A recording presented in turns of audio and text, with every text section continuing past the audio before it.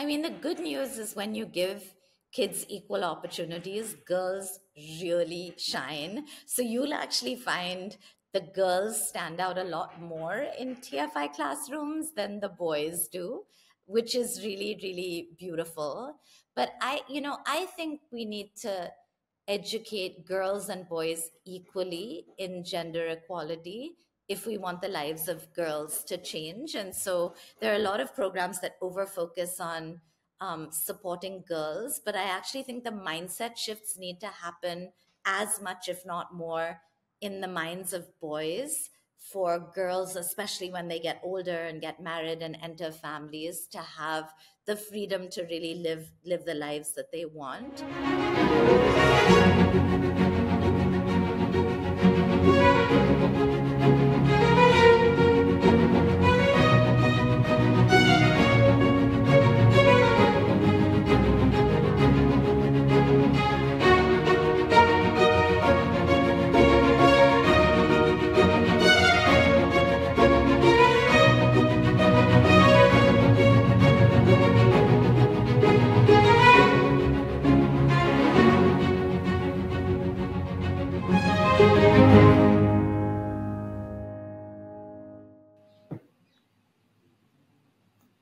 Hello and welcome to the Anahita Speaker Series presented by Carnegie India, celebrating stirring stories of empowerment, struggle, and success from women professionals in different fields across the globe. Stories we hope are bound to inspire young professionals. I'm Charu Keshi Bhatt, Young Ambassador in the Technology and Society program at Carnegie India. For today's episode, we're honored to have with us Ms. Shaheen Mistry. Shaheen is the CEO of Teach for India and serves as one of its founding board members.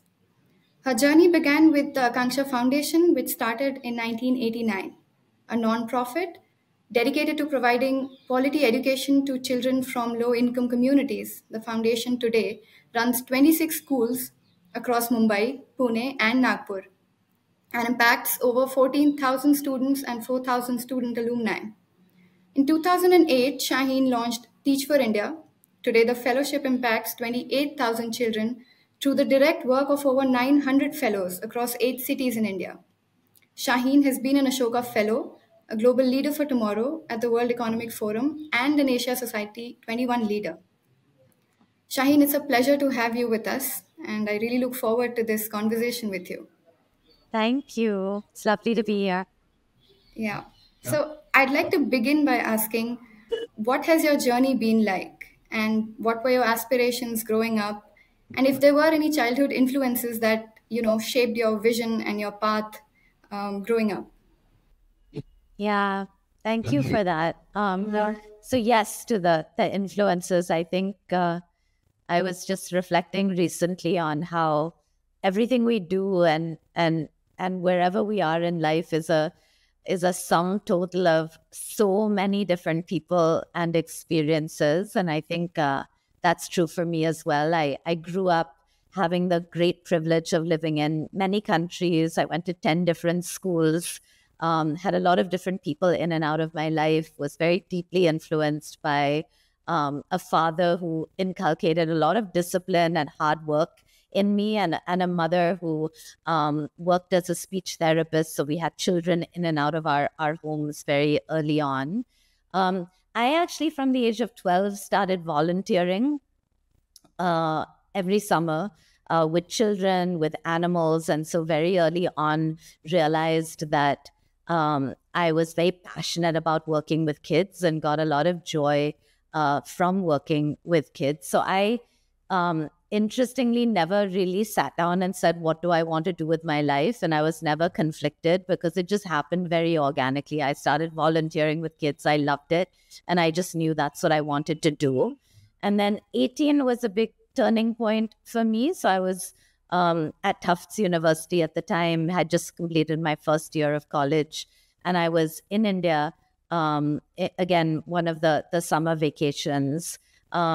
And during that summer, I just decided I didn't want to go back to the US and I wanted to be in India and do something with children. It was a very strong instinct that I had, nothing more than that.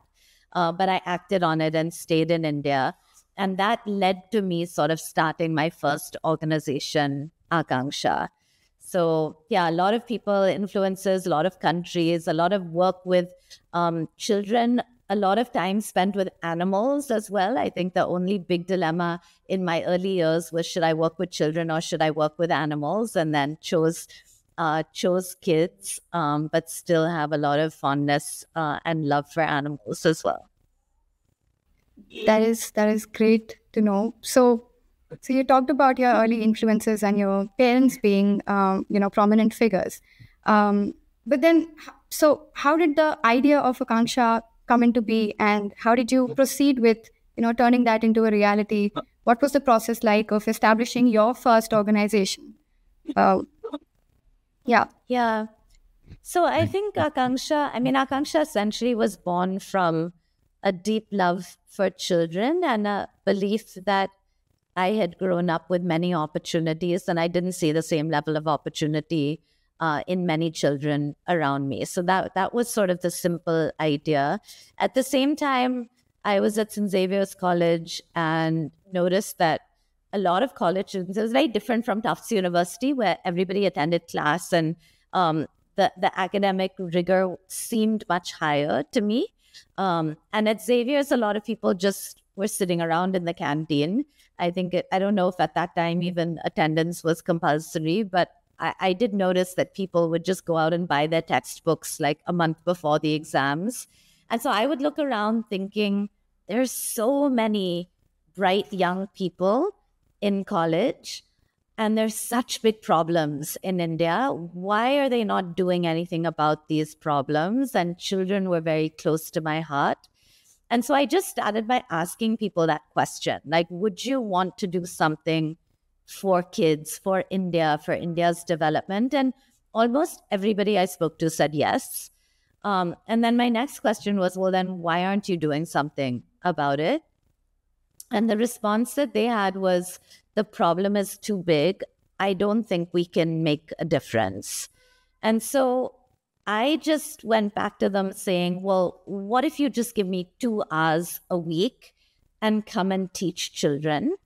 And that's really how it started, mobilizing young people to leave college and come and teach children for 2 hours a day. Akanksha was a very, very simple idea. There are college students who have time to teach. There are kids who want to be taught. And there are spaces that are free for us to be able to teach kids. Can we just bring the 3 together? And so we started with one learning center. We were all volunteers for the first 5 years. We were all college students. The initial board of trustees, all of us were 18 years old. We didn't know anything about teaching. We really knew very little about children, but we had a deep desire and passion to do something. And we really believed that education was the way to do it. So we would literally sit on Sundays, think back to our school days, write down interesting ideas, and then just go and teach a group of kids. But we were very, very hungry to learn, also because we knew so little. And so we were committed to these kids. We were committed to learning, and we took one step at a time. And the initial center grew to 60 Akanksha centers. And that was a beautiful time in my own journey, because I think I went into this work thinking I had a lot to offer to children. And I learned very quickly that I have a lot to learn, very little to offer actually, but a lot to learn from children. And so I learned a lot in those years at Akanksha. And then 10 years later, we said, let's move from after school centers to schools, because we have a little bit more experience under our belt. And we believe we can partner with the government to run really high performing schools. And that was like the shift in model. And then Akanksha went into schools after that. Right. That's interesting, because that's a great segue actually to my next question. So when Akanksha expanded, and then later in 2008, when Teach for India was launched, there must have been challenges, because, questions and debates around access and equity and quality in education were not as prominent as they are today. And it must have been difficult to explain what you wanted to do with the fellowship, and what was the purpose. And So can you tell us a little bit about how did you approach these challenges? Of speaking to the community, the parents, government, school authorities, and getting them on board. How was that like? Yeah. I mean, yes, there were many challenges. I think challenges never go away. I often tell my students that the amazing thing about challenges is you solve one and the next morning you wake up to another one. So I think one of the things I realized over time is more important than focusing on what the challenges are and how to fix the specific challenge is building a different lens with which you see challenges completely. And I think that's been a slow journey that I'm still learning over time to really embrace and accept challenges as they come, and to know that you're never alone in facing a challenge. I think that was a massive learning for me when I started giving away challenges and saying, look, here's a challenge. Let's literally sit in a circle, put the challenge in the middle of the circle and learn how to solve it together. But to your original question, the challenges have been of two types. One have been organizational challenges. I'm pretty sure you talk to any entrepreneur, you'll hear the same list: fundraising, working with government, staffing, building an organization. These are some of the organizational challenges that keep evolving. For me, the bigger, more difficult challenges have been the other bucket, which are the challenges that arise out of just working with children who live in poverty, and the individual cases of children who fall sick, children who are abused, families that are unemployed. Like, while the work is arguably about education, there's so much that comes in the way of even enabling children to get an education.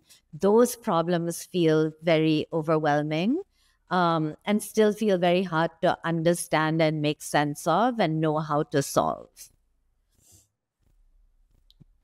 Well, thank you for that. I'd like to follow that up by asking, you've spent a significant time in this sector now. And like you said, this is a journey of lifelong learning. I want to ask how your vision of education and what that means how that has evolved since Akanksha Foundation, and also from your experiences from the Teach for India Fellowship. So how has that panned over years? Yeah, I mean, I think there's so many evolutions. I was telling somebody last week that I think if you had talked to me 5 years ago, you would hear very different answers, and 10 years ago, very different answers. I think some things have been very constant for me and they haven't changed at all. One has just been a very, very deep love for children and a belief in children's potential. At the same time, I think when I started my work, I didn't have a high enough bar. In fact, my kids over time showed me that they could do a lot more than I believed that they could do. So I remember being so thrilled when one of our students got into St. Xavier's College, which was the same college I went to, but then thinking like, why would they not, or feeling like I'm so proud that kids speak in really strong language and very expressive language, and then thinking, but like, why would they not? And so I think while love and belief in kids has always been there, the idea that you need to keep a really high bar for what kids can achieve, what people can achieve, what you yourself can achieve, I think that's been an evolution. I think the other big evolution has been in my early days, I was really searching for the one or two like big things that I felt could change the education system. And I think I've come very far down the journey of believing that there are no silver bullets. There's no one or two big things, but it's actually tiny actions by millions of people done with great amounts of love and intentionality that is going to change the system. And with that, I think my overall concept of leadership has also quite radically changed from a more, a leader has to be a very charismatic, front of the room kind of leader, to know, like, you have to learn how to lead, how to follow, when to enable others to lead. We talk at Teach for India about laddership, the idea that like I really exist as a leader to be a ladder for others and to enable them. So it's much more this many to many ecosystem of leadership that I believe today is going to really change the education system. And I think I used to believe that kids can be successful in the future and be leaders in the future. And I think the shift today has been to understand that no, like kids, irrespective of age, background, can lead change today, however old they are, wherever they are. And that idea that our kids are not our future, our kids are literally our present. And how do we empower them as partners to really do this work? So these for me have been some of the big shifts on my journey. Yeah, thank you for that. While there has been, a whole spectrum of shifts that you've just talked about, the education sector in itself has also undergone a lot of change over the years. And we're seeing something like a revolution with the integration of technology in education. I want to know your opinions on two things, essentially. One is, how do you feel about this integration of technology and, this EdTech revolution? And then the second is, how do you think that has impacted learning outcomes in schools and in classrooms? Yeah. I mean, so you started by saying a lot has changed. And like, while that is true, a lot has changed and a lot has not changed enough, I think. I think in general, I still feel we have an education system today that doesn't even cater to the present. It caters to the past. And so there's a radical need to reimagine and reinvent education if we want to do service to our kids. So that's my overarching thought. On technology in particular, I'm very hopeful, and yet I'm seeing very mixed evidence and research out there on education for learning, especially for school education. And I think some of this for me comes back down to what is the purpose of education? If it's content mastery, then do we have platforms today that greatly enable personalization, differentiation of content mastery? Yes, right? Like Khan Academy is a great example of that. It's free, it's open source, and it's really accessible to so many people. But if you see education as being much more than just academic/content mastery and really being a tool to create a better world, a tool to learn how to interact with others, value others, respect differences, find solutions for the country and for the world, then I don't think technology can ever replace a teacher. Where I am currently is I'm very hopeful for how it can accelerate learning in the hands of a good teacher. But I think that we need to make a larger investment in the people in the system if we want technology to work. That's a great point, and I'd like to draw from that. You talked about how education is supposed to be much more than just content consumption, and it should be a tool to teach young people how to interact with the world. And I think you would agree that teachers are central to that process. The whole system is, their role is pivotal in the sector. Yeah. When we were growing up, a lot of kids, in school, it was an aspiration for many to become a teacher in the future. But that has changed recently. Not a lot of students talk about taking up teaching as a profession. What are your thoughts on that? And how do you think we can change that?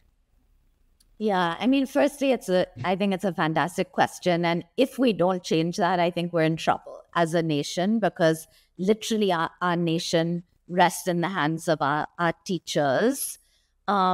So there's definitely the need for resources, thinking around how to answer that question and how to make teaching aspirational. I think it's going to require us to do many things differently, from how we compensate teachers, how we think about career growth, how we train and support teachers, how we value and recognize teachers. I think across the spectrum, we need to think differently about teachers. And I also think we need many, many examples of teachers that have not chosen this as their bottom 20% of options, but as their top choice, even when they had multiple other options. I remember at Teach for India in early days seeing one of our fellows' signature lines, and he signed like "Proud Teacher X School," and I remember thinking that's so unusual. I've never heard someone sign off on an email being proud of being a teacher, and I do think I've seen that at Teach for India a lot. That people who've had choices to join the McKinseys, the Citibanks, the Harvards have like chosen instead to be a Teach for India fellow. And I think more and more platforms and programs like that really value teaching, that say that like we want the best people in front of our children. That's going to be very, very important as we address the much larger systemic barriers to making teaching aspirational. Yeah, that's a great point. I'd like to jump on to the next question, and I want to know, how do you ensure that the value of gender equality is prescribed and maintained in the classroom? And you just spoke of an example where we see how fellowships like Teach for India are imparting the sense of pride in teachers. If you could also share with us an example or a success story from Teach for India that has specifically addressed the cause of gender equality in classrooms. Yeah. I mean, the good news is when you give kids equal opportunities, girls really shine. So you'll actually find the girls stand out a lot more in TFI classrooms than the boys do, which is really, really beautiful. But I think we need to educate girls and boys equally in gender equality if we want the lives of girls to change. And so there are a lot of programs that over-focus on supporting girls, but I actually think the mindset shifts need to happen as much, if not more, in the minds of boys, for girls, especially when they get older and get married and enter families, to have the freedom to really live the lives that they want.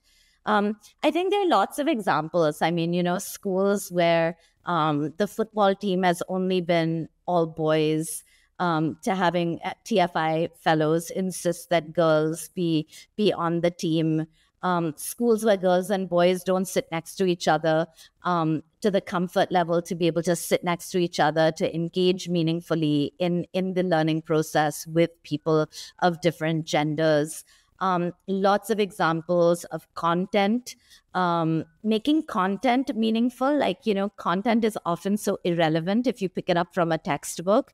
But if you share stories with kids about girls who have been empowered, about men that have changed their mindset, suddenly you are teaching language, but you're teaching it with values-rich content.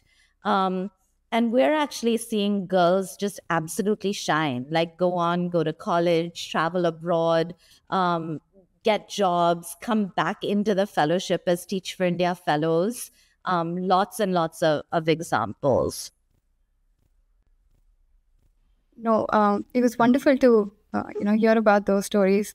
I want to ask, you've interacted with numerous students and teachers over the years, and while there is something to learn from every interaction, I want to know if there is a specific incident or an interaction with a student or a teacher, perhaps even a parent, that left a lasting impact on you and, created a long-lasting memory, and that you hold close to the heart. I think all the examples that come to mind are examples of just the unconditional love that children shower on you. And I'll share a recent example and an old example. The recent example is just from a couple of days ago. I was visiting one of our Bangalore schools, and I was in a classroom with 70 third grade students, no furniture. So imagine 70 little third graders sitting on the floor, all girls.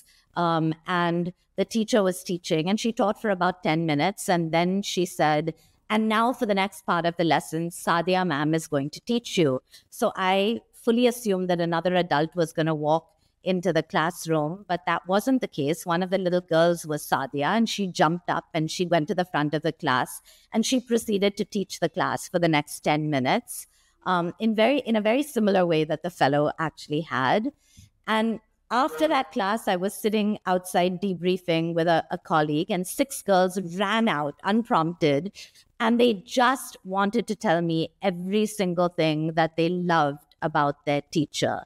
From we feel safe in class to she brought cake and she made sure that she distributed it to every single person, to, our class now is the best class in the school. Everybody wants to be in our class. We love our ma'am. We love our ma'am. They went on and on and on.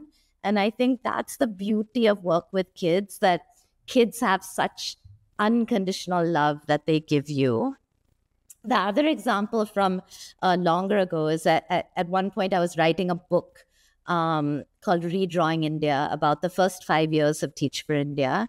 And this book, I wasn't supposed to write this book, and it came on my plate very last minute. So I had a full-time job and I was writing a book. So I would generally write at night, and I was tired. And I had a student alum of mine, her name is Seema from Akanksha, and she would call me almost every day, and she would come and sit with me at night. And she would say, no, Didi, it's fine. I have a lot of work to do myself. I will just sit with you while you write. And I knew that she really didn't have work, but she was just worried about me, and she just wanted to be there to give me company while I was writing until late into the night. And I thought, how incredible, right? Like, we work with children to get them into college and for academic reasons, but our children develop these incredible value systems through their work with strong teachers. And that, for me, is what feels the most enduring. Yeah. Yeah, and I think that also speaks about the kind of work that Teach for India has done. It's not only about completing your curricula or, moving on from a grade to another grade. It's also about the kind of ecosystem and the community that you create. And I think it shows in the vast numbers of, students that are currently engaged with the fellowship and even the, alumni network. I want to quickly also bring in other initiatives by Teach for India. So you were involved in the conceptualization of the Maya musical, The Greatest Show Ever, and the Conference of Birds. I was interested to know how that idea came to be and why you chose these mediums as opposed to other conventional mediums to give voice to students. What was your thought behind choosing, something as creative and imaginative as this? Yeah. I mean, so I'm a big believer that the arts is the most powerful way to shape narratives. And so with each of these musicals, there was a dual objective. One was to give children a very deep and rich experience, a life-changing experience. But the second was, how do we advocate for ideas much more publicly that the organization wants to stand for? So the Maya musical, the big idea there was the idea that students can lead, student leadership. And with The Greatest Show on Earth, the big idea was children can share their unfiltered stories of the education system for adults to listen to.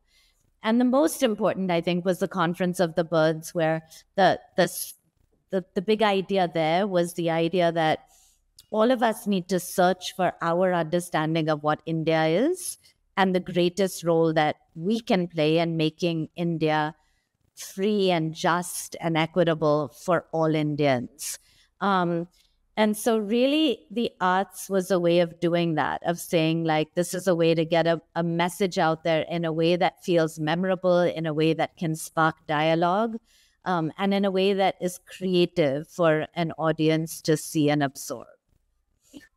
Right. We're reaching the end of the discussion, and I'd just like to know from you, what is the future of Teach for India for you, and what is it that you look forward to in the coming years for the fellowship, but also for yourself personally? Yeah, I mean, so the headline is, we're working towards an India free of poverty and filled with love. We share that vision with many, many, many other organizations. And our unique part in that vision is to provide leadership for education towards that. 10 years from now, we want to build 50,000 leaders. So we want to dramatically scale the number of leaders that we work with. And the belief is that those 50,000 leaders in turn will provide a transformational education to 1 in 10 children in India. So that's the TFI North Star.